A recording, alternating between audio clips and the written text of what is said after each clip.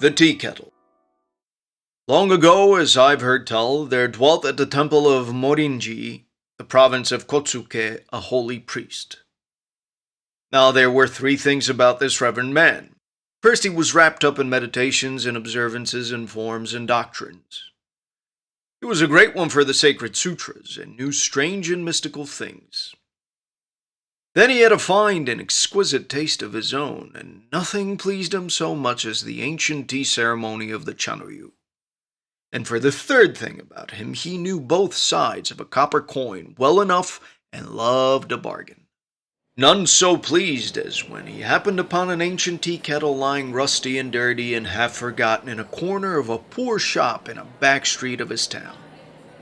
"An ugly old bit of metal," said the holy man to the shopkeeper, "but it will do well enough to boil my humble drop of water of an evening.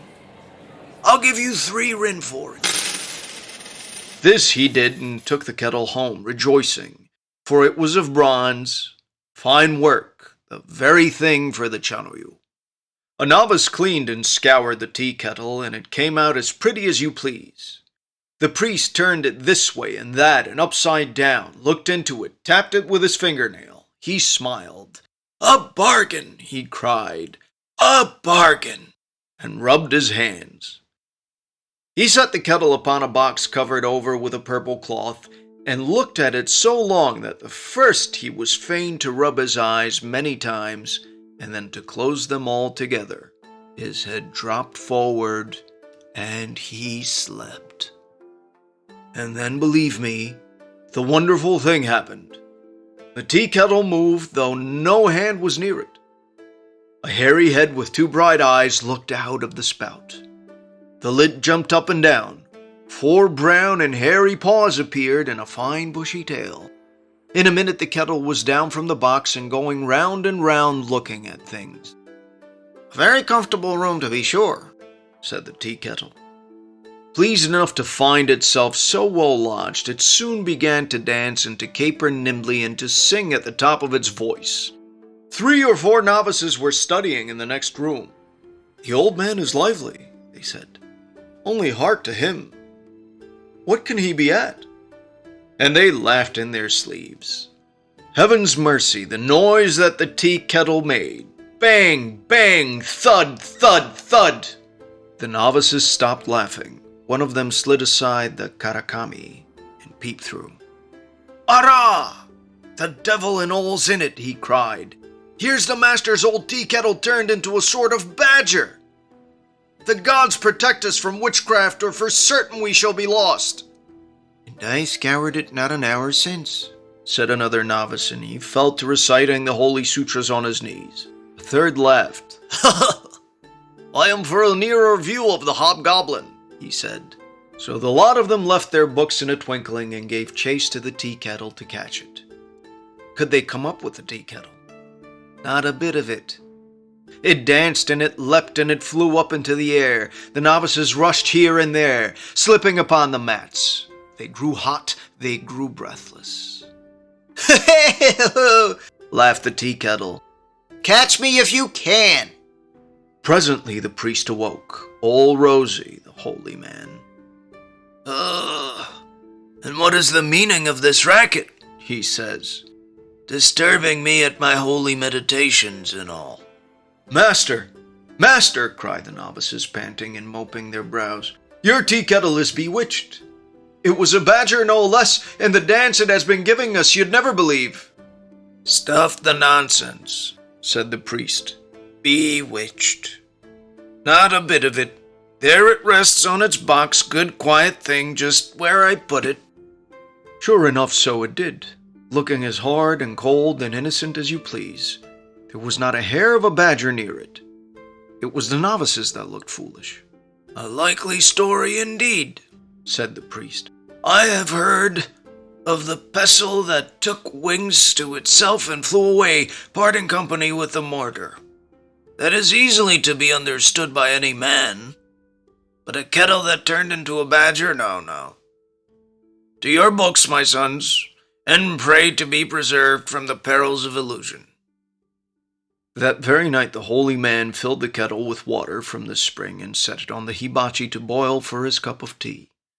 When the water began to boil, however, "Hi! Hi!" the kettle cried. "Hi! The heat of the great hell!" And it lost no time at all, but hopped off the fire as quick as you please. "Sorcery!" cried the priest. "Black magic! A devil! A devil! A devil! Mercy on me! Help! Help! Help!" He was frightened out of his wits, the dear good man. All the novices came running to see what was the matter. "The tea kettle is bewitched," he gasped. It was a badger, assuredly it was a badger. It both speaks and leaps about the room." "Nay, master," said a novice. "See where it rests upon its box, good quiet thing." And sure enough, so it did. "Most reverend sir," said the novice, "let us pray to be preserved from the perils of illusion." The priest sold the tea kettle to a tinker and got for it 20 copper coins. "It's a mighty fine bit of bronze," said the priest.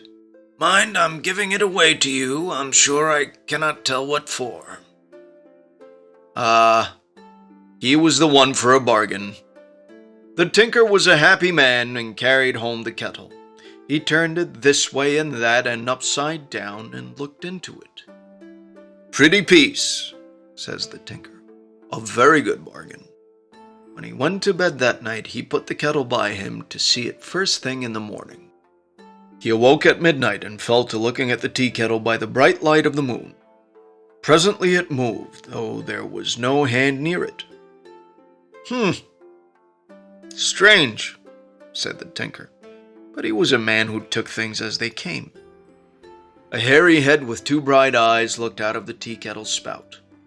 The lid jumped up and down. 4 brown and hairy paws appeared, a fine bushy tail. It came quite close to the tinker and laid a paw upon him. "Well," said the tinker. "I'm not wicked," said the tea kettle. "No," said the tinker. "But I like to be well treated. I'm a badger tea kettle." "So it seems," said the tinker. "At the temple they called me names and beat me and set me on the fire. I couldn't stand it, you know." "I like your spirit," said the tinker. "I think I shall settle down with you." "Shall I keep you in a lacquer box?" says the tinker. "Not a bit of it. Keep me with you. Let us have a nice talk now and again. I'm very fond of a pipe. I like rice to eat and beans and sweet things." "A cup of sake sometimes," says the tinker. "Well, yes, now that you mention it, sure." "I am willing," said the tinker. "Thank you kindly," said the tea kettle. "And, as a beginning, would you object to my sharing your bed? The night has turned a little chilly." "Not the least in the world," said the tinker. The tinker and the tea kettle became the best of friends. They ate and talked together. The tea kettle knew a thing or two and was very good company.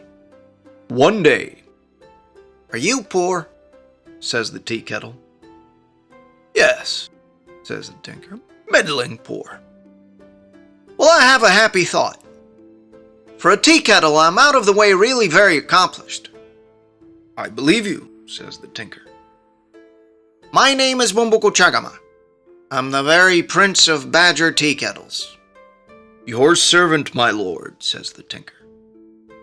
"If you'll take my advice," says the tea kettle, "you'll carry me around as a show. I really am out of the way, and it's my opinion you'd make a mint of money." "That would be hard work for you, my dear Bumbuku," said the tinker. "Not at all. Let us start forthwith," says the tea kettle. So they did. The tinker bought hangings for a theater, and he called the show Bumbuku Chagama. How the people flocked to see the fun. For the wonderful and most accomplished tea kettle danced and sang and walked the tightrope as to the manner born.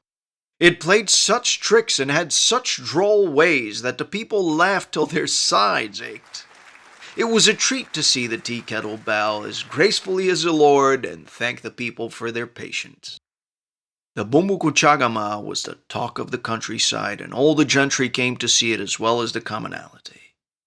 As for the tinker, he waved a fan and took the money. You may believe that he grew fat and rich. He even went to court, where the great ladies and the royal princes made much of the wonderful tea kettle. At last the tinker retired from business, and to him the tea kettle came with tears in its bright eyes. I am much afraid it's time to leave you, it says. Now don't say that, Bumbuku dear, says the tinker. We'll be so happy together, now we're rich. I've come to the end of my time, says the tea kettle. You'll not see old Bumbuku any more. Henceforth I shall be an ordinary kettle, nothing more or less. Oh, my dear Bumbuku, what shall I do? Cried the poor tinker in tears. I think I should like to be given to the temple of Morinji. It's a very sacred treasure, said the tea kettle. It never spoke or moved again.